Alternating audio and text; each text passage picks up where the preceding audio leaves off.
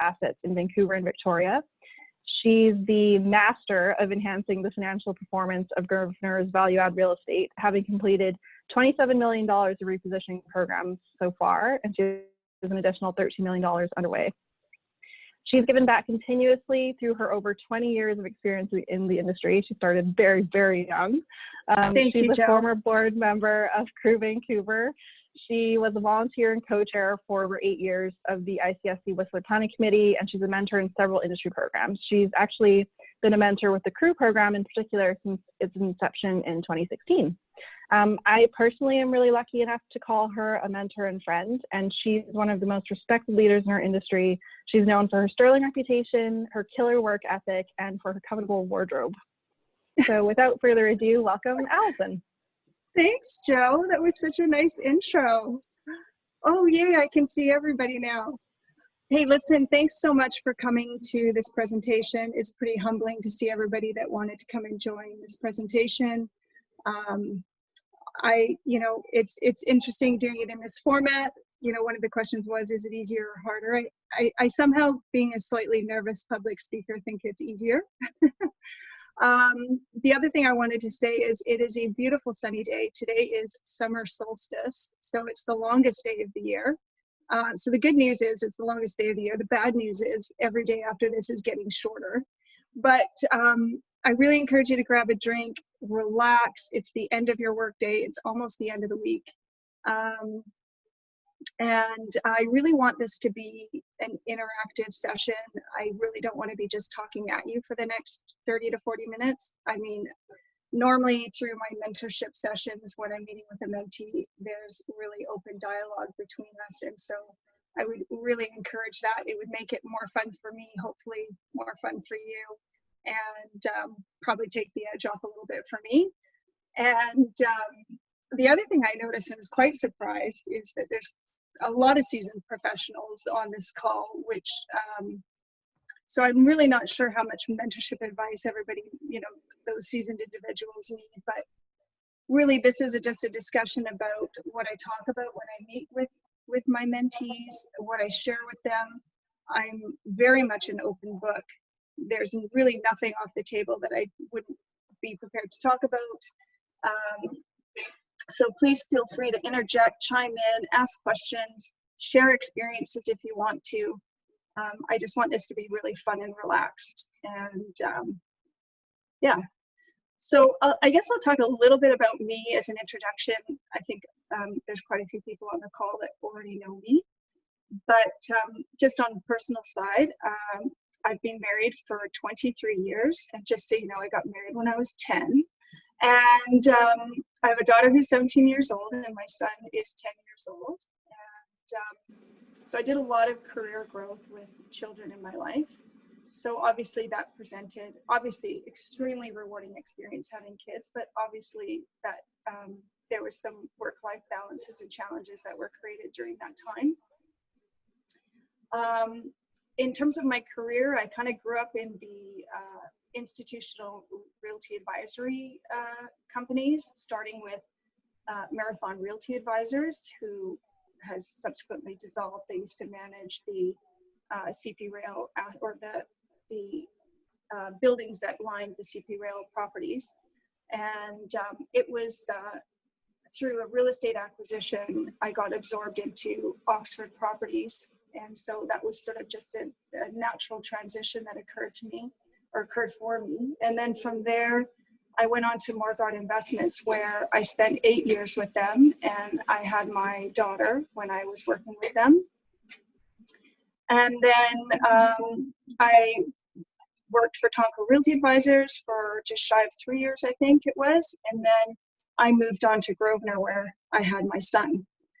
So each time I moved in my career, it was for a career advancement opportunity. And every time it was sort of a very thoughtful and careful consideration when making a change. And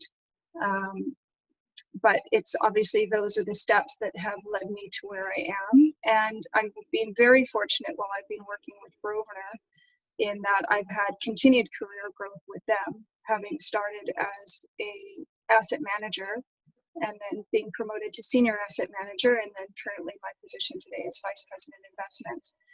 And so I'm going to talk a little bit. I mean, really, when I'm meeting with my mentees, I talk about, you know, how I got to where I am and things that I've learned along the way. And these are things I thought I would share with you today. And hopefully they may be things you already know, but sometimes it's nice to just have them reiterated again, or just to remember the things that are important in what we do every day. And interestingly, I landed my career in real estate through a job placement agency. So it was complete happenstance that I fell into real estate, but I absolutely fell in love with it, more so with the people than I did. Obviously the work was rewarding and engaging as well, but I was just so drawn to the industry because of the people that work within it.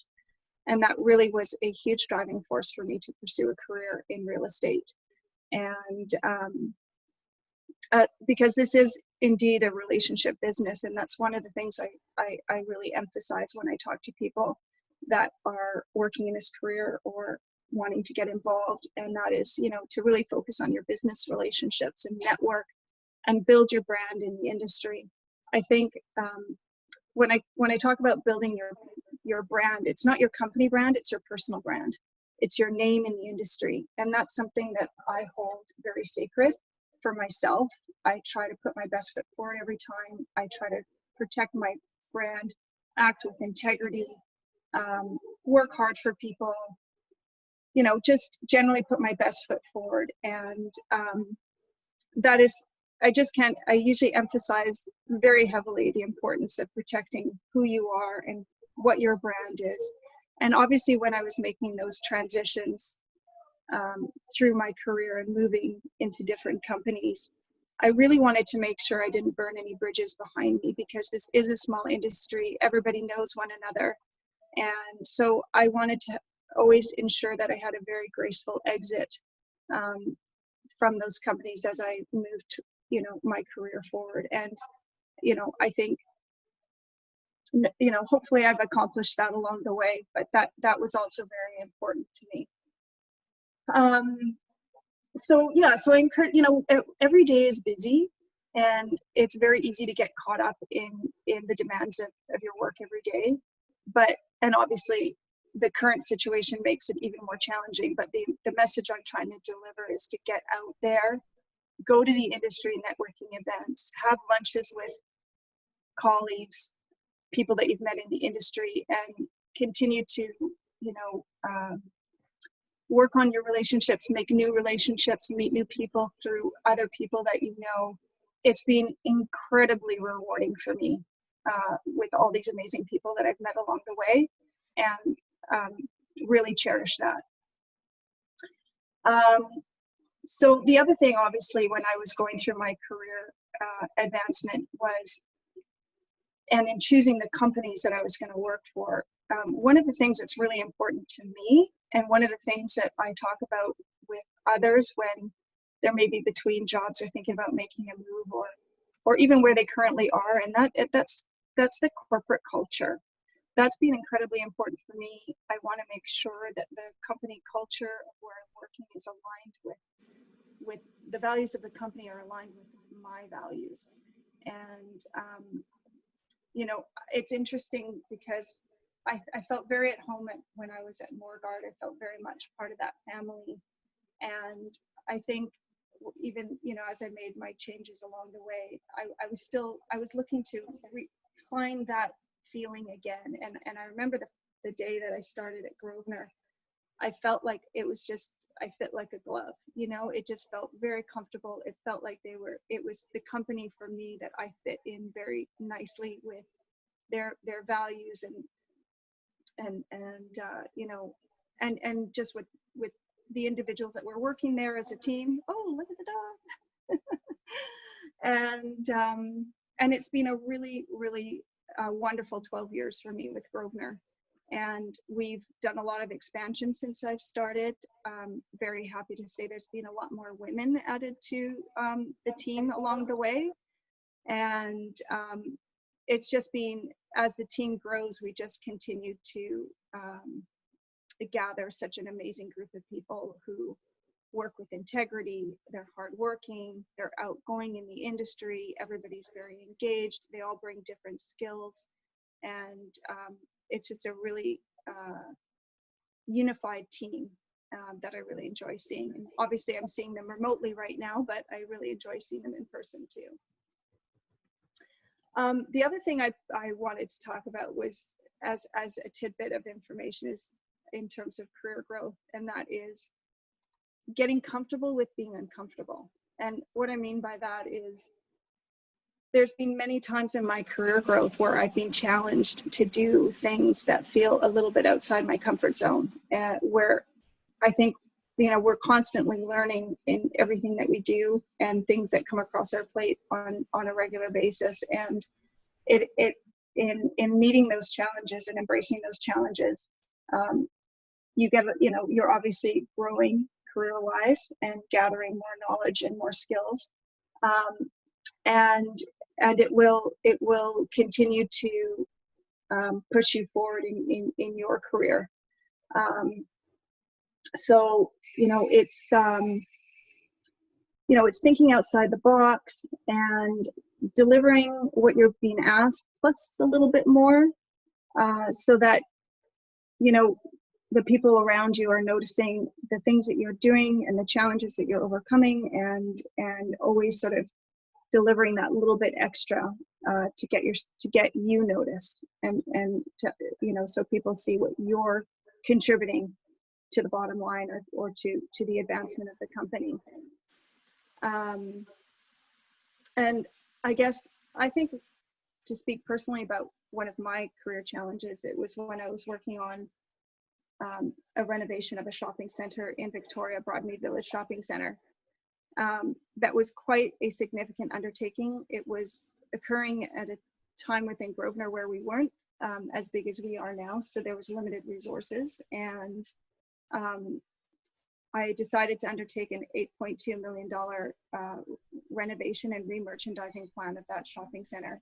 It was a shopping center that Grosvenor had originally developed back in the early 1990s, although it maybe looked like it had been developed in the 1970s. It definitely looked fairly dated, and it was very challenging because I was trying to keep all the operators open and operating during the renovation, and we were touching storefronts, glazing lines, creating visual elements with high towers that had to be supported. And so it was a extremely challenging project. And so one of the things one of my takeaways from that was, obviously I couldn't do that on my own, and I surrounded myself with people who knew the things that maybe I didn't, or didn't have time for, or I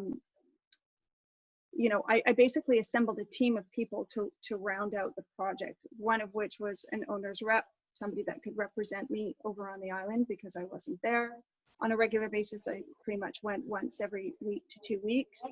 I sought some advice from our senior construction individual, he's our VP of construction now, to guide me with selecting contractors for the, how do I go about selecting a general contractor? Should I choose somebody from the mainland, somebody on the island? What are the benefits?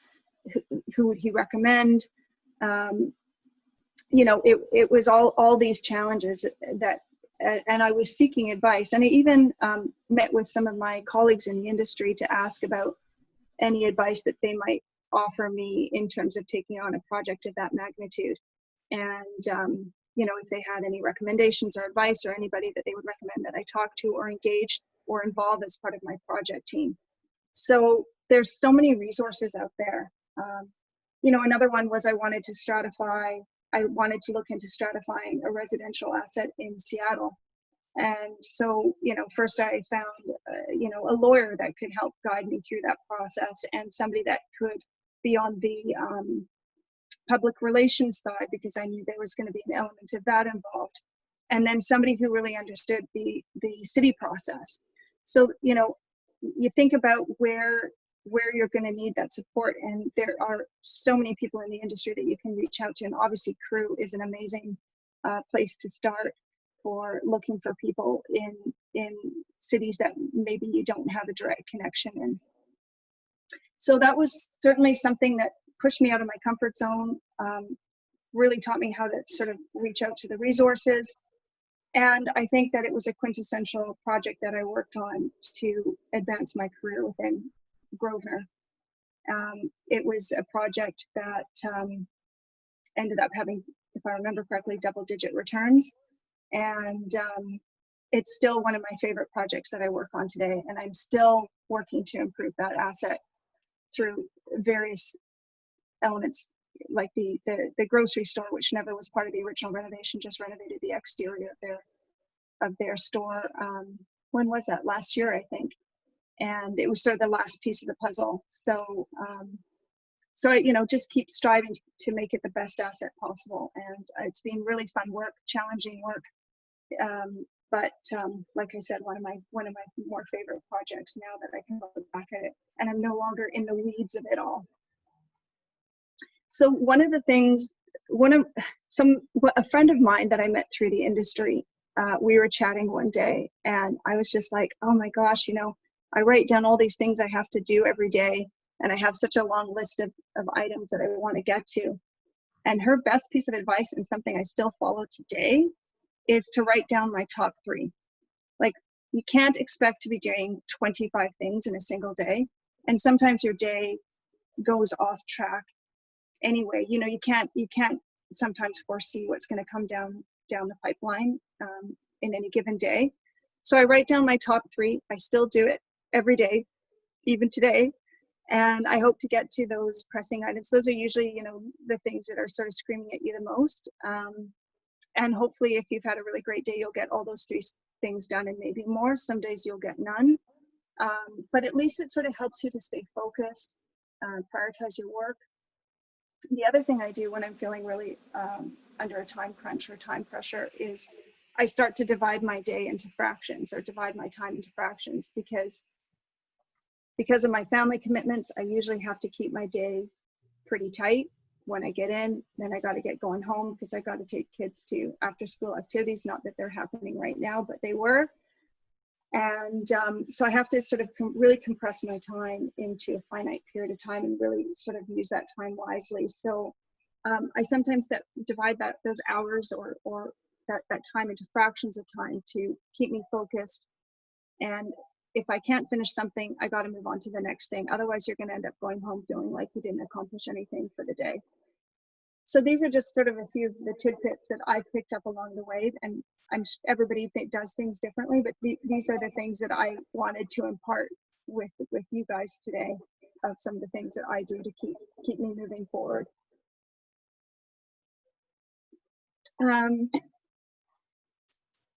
What else? Oh, so obviously through my career and raising a family, certainly I owe a lot of thanks to those that are around me, family and friends that have lended a hand and helped along the way. And once I had my second child, I engaged the help of a nanny. And all these people are key players in getting me to where I am today. And, certainly when I got promoted to vice president, one of the first phone calls was to my parents and my mother-in-law, to thank them for all their support in helping me along the way. Because, like they say, it takes a village to raise a family. And I think that couldn't be more true, certainly in my experience. So, my mother looks at me sometimes, and she doesn't even know how we do it, because life has just become very hectic. We multitask a ton. And so, anybody that can help you out, or lend a hand, or just take the load off, or give you an extra hour at work if you feel you need it. I mean, all that just becomes invaluable along the way. And my husband too. I shouldn't forget about him. Gosh, I feel like I've just been talking a lot. Does anybody want to say anything, or should I just keep going? It's just a really, really weird engagement here where I'm just sort of doing all the chatting. But Anybody want to just ask anything so far, or ask me any questions? Like I said, I'm an open book, happy to talk about anything you want to know, or I can just keep chatting along. I do have a question. Thanks, Joe. First, I call BS on you compressing your days into short times, because you're in the office at the crack of dawn and you leave. You're one of the last people to leave.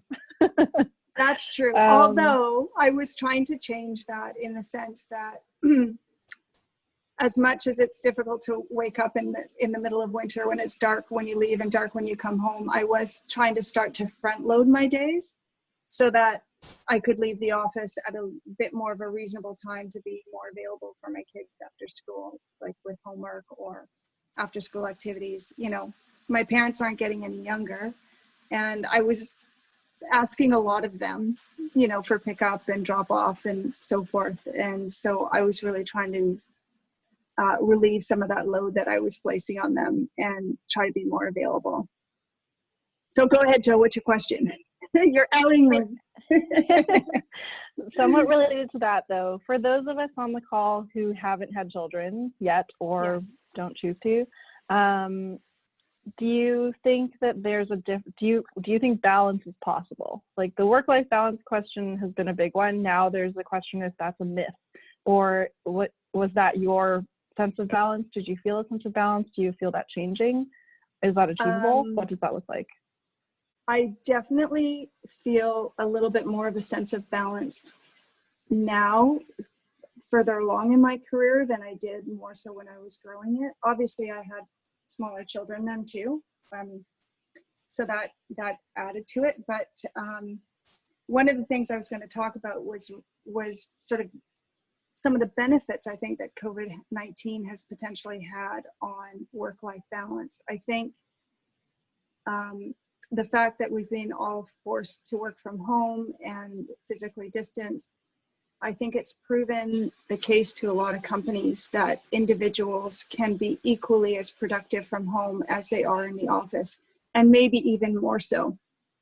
Sometimes when I've got a complicated lease to review, I think it would be more beneficial that I just take my computer home and do it in the quiet of my home without the constant interruptions of the phone ringing or somebody coming into my office. Usually me. So, no, Joe, I'm always available to you. That's one other thing. I do try to keep my door open. I really want people to feel like they can come in and approach me anytime. Obviously, that's challenging when you're sort of in the middle of something. You sometimes have to go backwards and pick up where you left off. But I really do feel that this work-life balance is ever more achievable. You know, obviously COVID-19 has had a lot of negative impacts, but I do feel that this has been one of the positive ones, just in terms of everybody being able to, you know, obviously companies are subsisting just fine, equally as well as they were before this all happened. And obviously people have had to get more used to using technology. So now I could easily be at home and set up a Zoom call with Gail if I wanted to, and everybody knows how to do it, you know. So I do think that I think work-life balance has been a bit elusive. I would be lying if I said I didn't struggle with work-life balance over the years. And I think I'm my own worst critic. I probably put the most pressures on myself than anybody else. I always sort of am reaching for the brass ring that I set for myself, and as soon as I think I've reached it, I actually move it for myself a little bit farther out and keep pushing harder. But I really do feel, coming out of this current situation and when we all do safely return back to work on a more regular basis, that I think people will be engaging in more of a balanced home and work life, because we've all done it and proven that it works. And I saw Michelle nodding, so I think there's some agreement in what I'm saying. I call it work-life integration, Alison, because there isn't any balance. But I I think if know. anything, we've And learned you're a working from single home. mama. You're I'm a a single single mama mama, so with two that's even kids. harder. That's even And harder. yeah, and I've been on calls where my 9-year-old in his unicorn onesie has made an appearance. Nobody's here today, so they're good. But I think it's taught a lot of us and the employers and owners of the company that people can work differently and still be very productive, if not more productive. You just have to let the dynamic of whatever they've got going on, it's not always kids, whatever they've got going on. We all know the productivity, we all know what the deliverables are, so measure it on the goals that we have, not on where you sit and how long you sit there.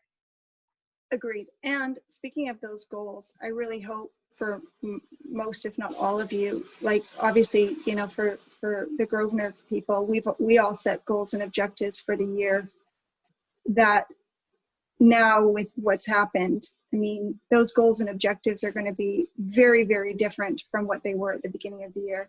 Yeah. Most of what I was originally trying to achieve for is really not important right now.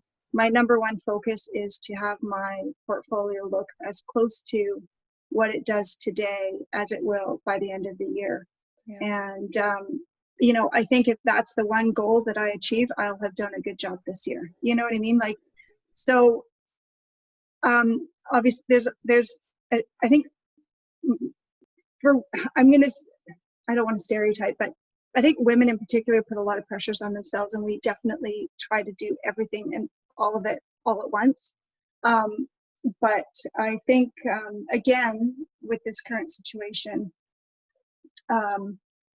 it's caused us to sort of refocus and really focus on what is immediately important right now, and the rest of whatever else we had on the to-do list for the year needs to be reevaluated, so that our attention is focused on where it needs to be, and we don't feel scattered or that we're taking on way too much to achieve in what is now the remaining 6 months of the year. Hard to believe that we're already at the tipping point of mid-year already. Shocking, actually. But you're right. Many of us are performance driven, and we just have to look at what that performance looks like. So if it was targets or something like that before, maybe now it's activity, that's going to keep the momentum going. So I think as women, we too tend to be very hard on ourselves, but just sort of shifting or pivot seems to be the word, how we look at those, performance driven objectives. Yeah. And the other thing I would also encourage is communication, right? Obviously making sure that as we navigate through these next 6 months ahead, to make sure that whoever you're reporting to is aligned with your same objectives, and that they're supporting you in the objectives that you're focusing on. So, excuse me, there's no surprises at the end of the year. That's actually one of the things. I remember when Michael Beattie interviewed me for the Grosvenor job, and I can't even remember what question exactly that he asked me, but what I said to him is, I said, at a year-end performance review, I never want you telling me something that I haven't heard before. Like if there's ever anything that you think that you need to talk to me about, I would hope that you would tell me that in real time, right away, so that whatever, if it's a correction that needs to be made or a focus that needs to be redirected or whatever, that I know about it right away and so that we're working on the same page. I wouldn't hate to get to a year-end performance appraisal and have anybody tell me something that was new information about anything that I had performed during the year. And that was actually met with a resounding support, and actually something that he really liked that I had said in our interview. So yeah, I guess, back to the whole communication thing, and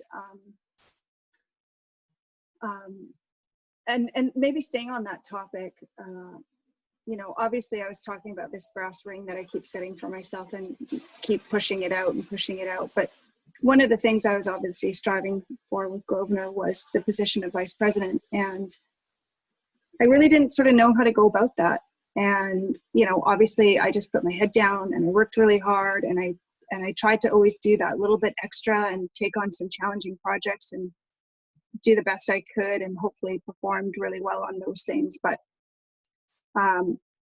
someone that I chose to open up to within the office gave me some wonderful career advice, and that was ask for what you want. Tell people what you want. And that's actually, it's so simple, but it's not that easy to do. And I did just that. And I thought, okay, well, I've made the ask. Like, it's probably not going to happen next year, maybe the year after. You know, maybe I need to do a few more things to, you know, shine the light on me. And to my real surprise, it happened the very next year in March for me. And I really wasn't expecting it, to be very honest. And I really took that advice to heart, and I wanted to make sure I imparted that with all of you about making sure you ask for what you want and make sure people know what you're looking for.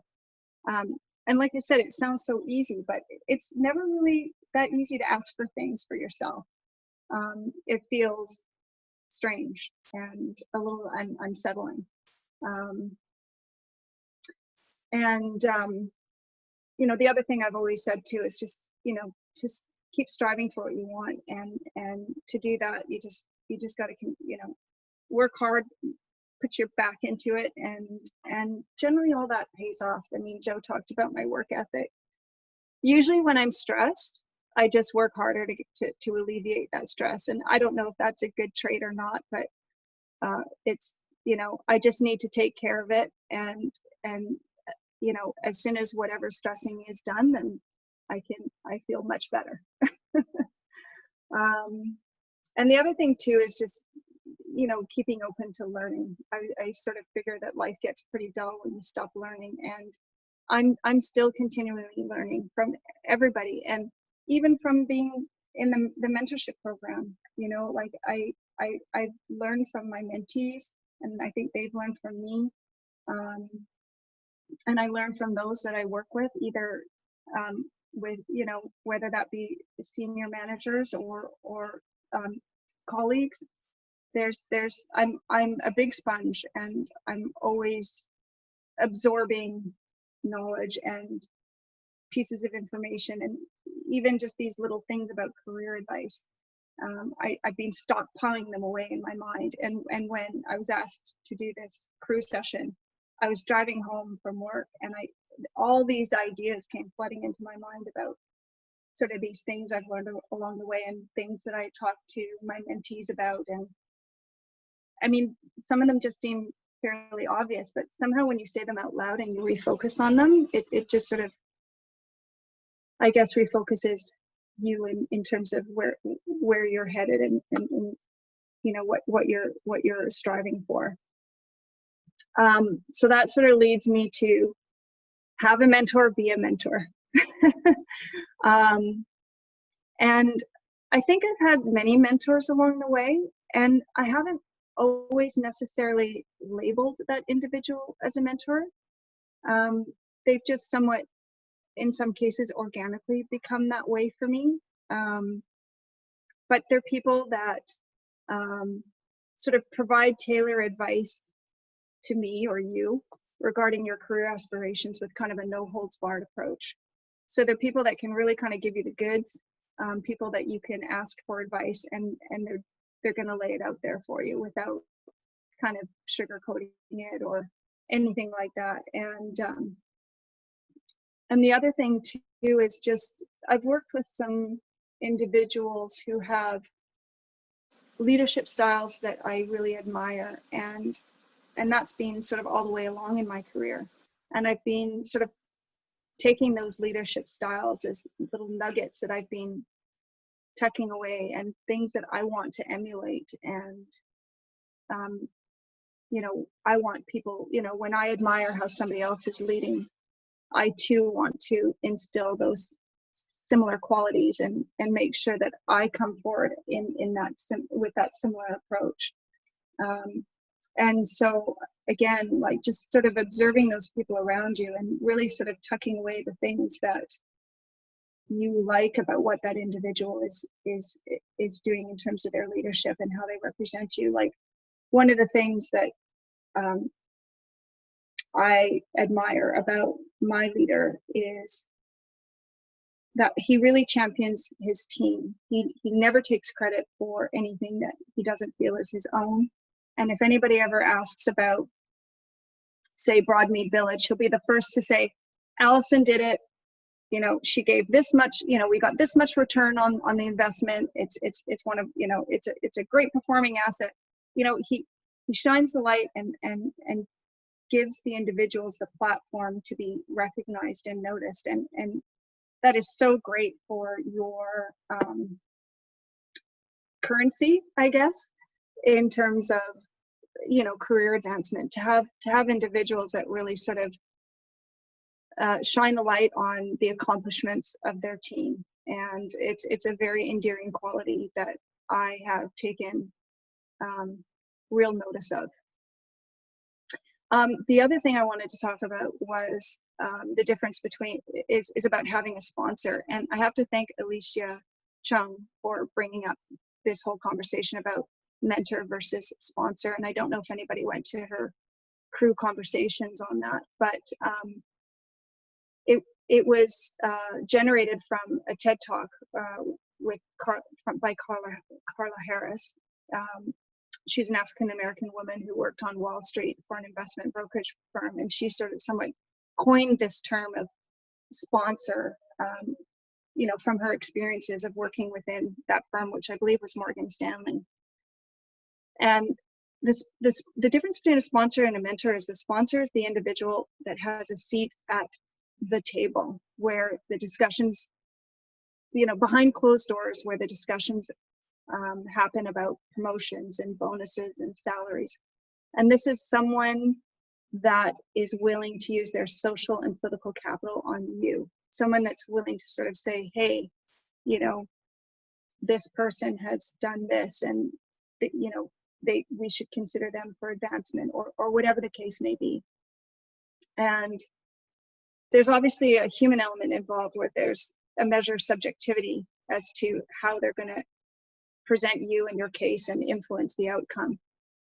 So I mean, I don't know if anybody's seen this TED Talk, and I'm just paraphrasing some of the things that I took from it, because after Alicia did that, I wasn't able to attend it, but I certainly looked into it afterwards because I was very intrigued by it. And I was able to realize that I had organically developed a relationship with a sponsor, and I didn't really know how to label that person.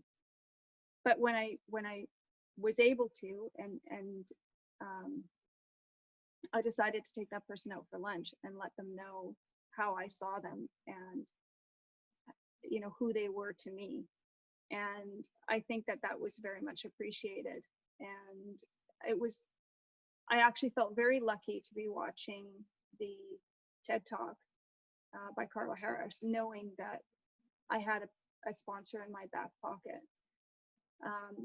So the question is then, how do you get a sponsor? Obviously, like, it can happen organically. You just attract a sponsor, somebody that really takes an interest in you and wanting to really invest in advancing your career. Relationships, obviously developing relationships with an individual within your firm that you feel could be your sponsor, or to just outright ask.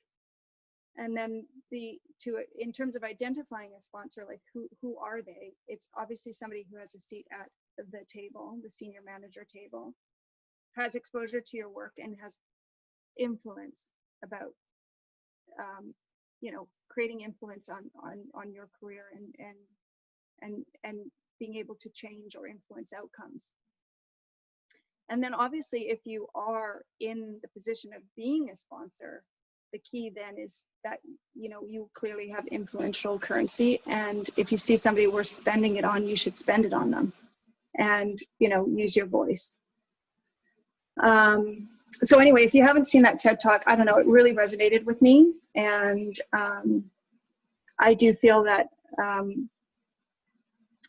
some of my, you know, where I am today is in part to mentors and sponsors, and obviously, you know, what I've put into it as well. Okay, it's already quarter to 5. I can't believe it. I'm going to take a break for a moment because I just had one other thing I wanted to talk about, but we're getting right to the end. I really hope that this is sort of what you were hoping to glean from me during this session. You know, it was advice from a mentor, and really I'm just sort of imparting some of the things that I share with my mentees when we meet. And I mean, for those that are seasoned, I don't know how much they'll be taken away, if nothing else, reminders of what's important. And for those still growing their careers, hopefully I've helped you think about things that are going to help advance your career, give you things to focus on. Yeah, so I mean, I've got one more thing we can chat about, or we can use some time to just have some open dialogue if you want to ask questions, or if I didn't cover something that you're curious about, I'm happy to talk about it. You all have your own mutes. I didn't want to control the muting and unmuting, so if you want to say something, please unmute yourself and let me know.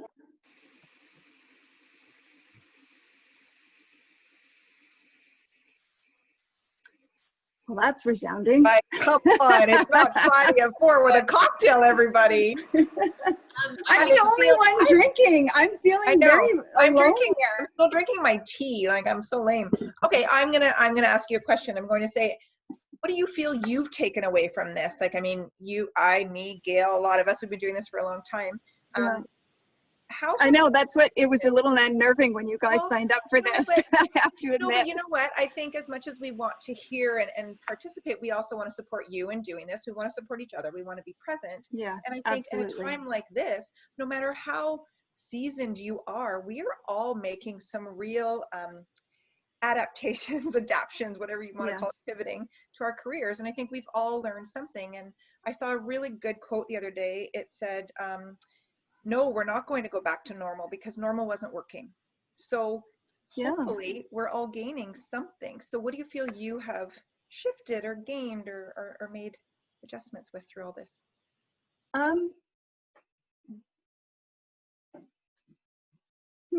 Sorry if I gave you a hard question. No, it's well, number one, obviously, like I used to be unsure if you know what, I used to feel that working from home would be judged. It was. Right? And particularly if you decided to work from home on a Friday.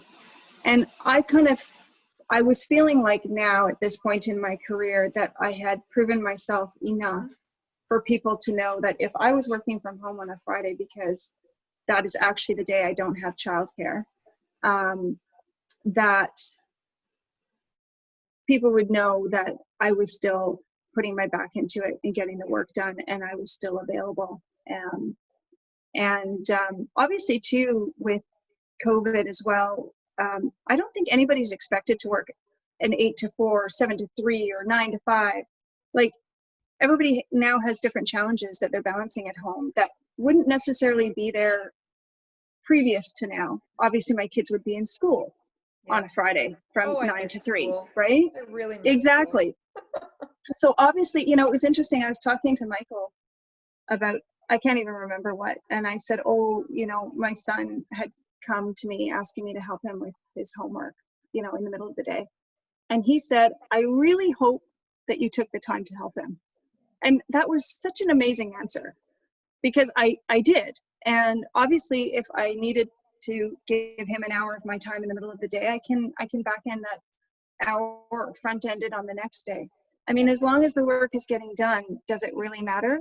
And I think there's been less of a focus around that than there was before, about people working these regimented times and hours. I think there's been a lot more of a recognition that the day is very fluid and people can still get the work done and manage it in any way that they can. But there's still that guilt factor, you know, like, oh my God, I took an hour to help my son with his homework, and okay, I better make sure I give that hour back. Yeah. You know what I mean? Like, but again, you know, Michael said all the right things to me by saying, I hope you helped him. You know, that's important too. Yeah. And, or walking your dog, or whatever your commitments are. But so I think there's doesn't need to be as much structure around a work day. And as long as you know, obviously people need to get a hold of you for things. So you need to have some core hours in the regular work day. But as long as the work's getting done, do they really care when it's happening? You know? Exactly. Well, and we're all performance driven. So you're right. Hopefully what Michael said to you and other leaders of ours around there, I hope that that stays and that we can let go of the guilt and realize that we're all performance driven. We're all doing what we're doing. There really shouldn't be any question of, are you working just when you're working at home? We all need to be fluid in our day. So I hope that continues. It's interesting that you me too. About that too. Yeah. I think you can't help, but I think everybody's come to this call because they're all driven individuals and very applied. And so we all put these personal pressures on ourselves. And I think, to answer your question, Michelle, or Joe, on the balance, I think there is kind of a new balance now. And it's going to be interesting when we return to the new normal and we do start spending more time in our offices to see how quickly we fall into old habits. You know, because I think it's very easy to fall back into old habits after you've created new ones. I used to, when raising my kids, it was like 1 day to make a bad habit, 3 days to break it. You know, so I kind of think about that too.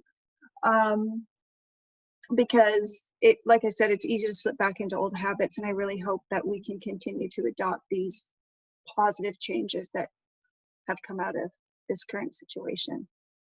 So I guess there is some silver linings that can be found. So, Alison, I didn't mean to intimidate you by being on the call. Thank you, Gail. I actually really appreciate your support coming on the call, but I was like, what's Gail gonna learn from me? No, you know what? I wanted to hear what you had to say, because I think being a mentor is something that you never stop doing, whether you're doing it formally or informally. And I do both. I'm not involved in the CREW Mentorship Program because I'm involved in a different outside program.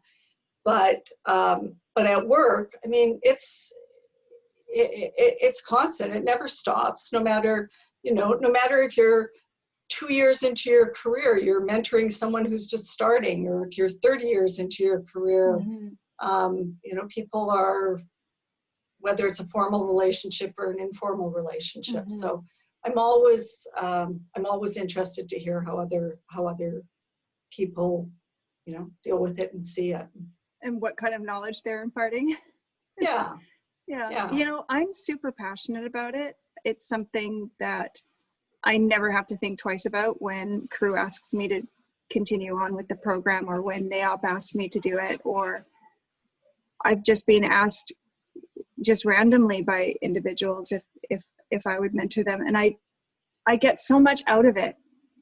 Equally as, the putting, I feel like I get way more out of it than I put into it. And most importantly is a new relationship that I may or may not have had with that individual had we not been connected through the mentorship program or met through an industry function. And like I said, I really value those relationships a ton, and they're what make me happy every day. You hear that over and over and over again from everybody in this industry, that's sort of the number one thing. Now, you have to enjoy your work, but the relationships are so important. I just think the real estate industry brings together such an amazing group of people. I'm always delighted to be meeting new people in the industry, and I think we're all very similar or like-minded individuals. And I just, these relationships are what I get up for every day. Well, that's inspirational. Can I ask a quick question for Alison, Michelle, and Gail? We were talking about habits, and I think it's really funny because before the pandemic happened, everyone just sort of emphasize the importance of having a routine and for building good habits in your life and your career. And I think it's great if you actually have the ability to have a routine. But I think the reality of life is that, you know, we, as much as we'd like to schedule to wake up at 6 a.m. and do, you know, yoga and work out for an hour and then go to work and then have the perfect work day and come home and do all these things that a perfect routine day should have. Life doesn't necessarily always go that way, and work doesn't always go that way. And so, you know, if you are someone who's used to having a routine and now that routine is completely, you know, going into the wind because of COVID or for whatever family reason, are there any habits that you've picked up along the way that even if you can't have your ideal daily routine, you still do those, you know, handful of good habits throughout your day to just make sure you do complete the 3 things on your list, or you do have a quote unquote fulfilling day at work and perhaps in your personal life as well? Actually, Anusha, you reminded me of something that I wanted to talk about in that regard, and that is making time for yourself. Like you talked about working out and such, and it's so easy to get caught up in the demands of your day. And some advice that I was given along the way, which I can't say I do this terribly well, but it's to make a date with yourself. Like actually put it in your calendar. Like set a time, and like you wouldn't miss a meeting with somebody else, so why would you miss a meeting with yourself? And so maybe, like, I think right now everybody's routines are kind of turned on their ear a little bit, and maybe and I'm not sure if I'm answering the question correctly, Anusha, or not, but maybe just setting a date with yourself to do a workout or take the dog for a walk. And I'm terrible at doing these things myself, and I'm being completely honest because I get so caught up in the day. But I do take a break and go upstairs, pet the dog, check in with my son, how's his homework going, or whatever, just, you know, check in. And just even those few minutes, it's just a good mental break. But I don't know, does that answer your question at all, or am I digressing? Oh, no, it did. Thank you. I think it's important to have that routine, but in these times, it can't be that rigid. It just has to be like Alison's list. What are your top 3 things you need to do today? So what are your top 3 things you need to do for yourself? Is it drink enough water? Is it get up off your desk and go for a walk? And is it have a glass of wine? Right? Is it have a glass of wine for breakfast? Right? Yeah. So, you know, that's kind of my thoughts on that. It just, we can't be so hard on ourselves and so rigid because it's challenging right now. I think people find a lot of comfort in routine. So probably this is making people feel a little uncomfortable because that routine isn't necessarily there, but change is good, right? I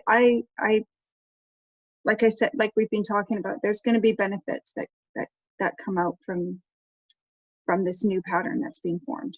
Yeah. I agree with everything that you've said, and that there's got to be some flexibility and such, but in my past life before March 17th, for years and years and years, my work life is very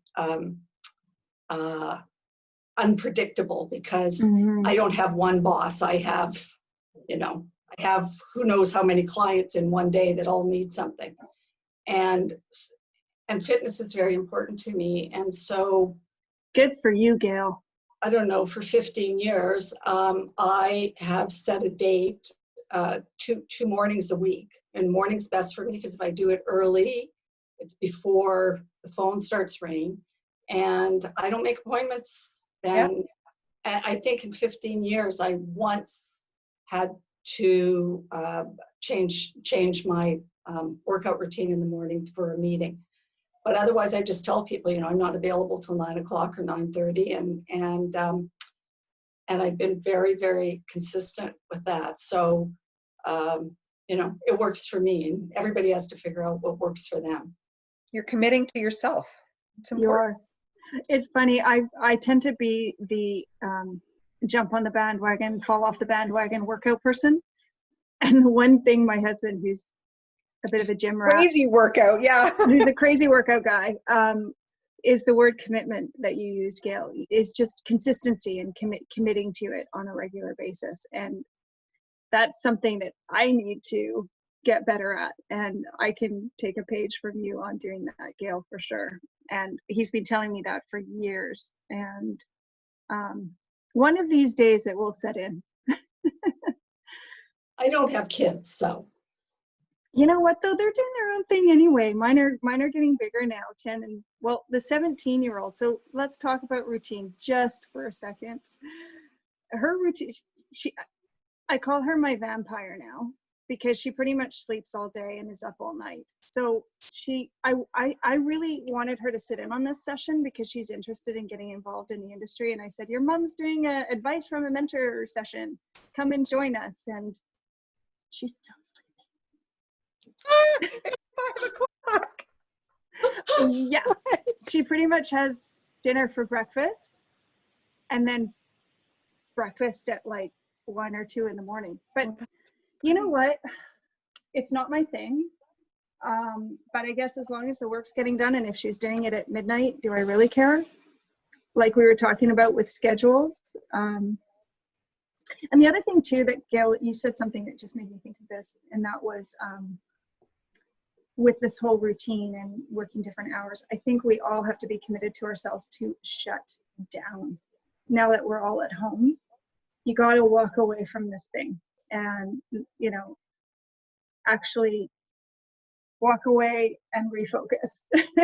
So whether that be working out or being with your kids or taking the dog for a walk or whatever, we got to make sure we do it, because it's the computer's way too handy. Yeah. Sitting down in my dungeon, I call this now. Anyway, I'm looking at the time. It's 5 o'clock. I can't even believe an hour went by so quickly. I wasn't sure I was going to have enough content to keep you all engaged for an hour, but I actually feel like I could keep talking. I feel like we could keep listening to you for many more hours. I'm sure you have lots of content. But thank you very much. No, it's great. I always hear something new. Thanks a ton, Alison. This has been fantastic. I'm sure all the other ladies feel the same. A big and Kyle, don't forget about Kyle. Yeah. And Kyle, I'm sorry, I have the non-video people turned off. Sorry. A big thank you again to Sonia for organizing, and Alison, of course. The biggest thank you to you for speaking. There's Kyle. We can see you now. You've been on like hidden this whole time. I'm having a bad hair day. The great sunflower shirt makes up for it. Yeah, totally. Thank you. Kyle, I hope you found some things to take away too. Absolutely. This is actually my first CREW event since I became a member earlier this year, and this was fantastic. Way to go. Happy to have you part of the crew. No pun intended. Well, I highly encourage you, Kyle, and everyone else on the call to check out some of the other great events we have coming up. A big thank you again. We can certainly leave this call up if people want to keep going, but of course we've got you only until 5. I'm gonna say goodbye. Good work, Michelle. Yeah, I think we should call it. I think everybody's got they should be starting their summer solstice evening and have a glass of wine and relax. But it was so amazing to see all your faces. Like I said, it's the people that make me happy. So this was really fun to see everybody and chat with you all. Thanks for having me in your homes. Thanks so much. Thanks, everyone. Thank you. Thanks, Joe. Thanks, Sonia. Thank you. All right. How do you close this? Okay.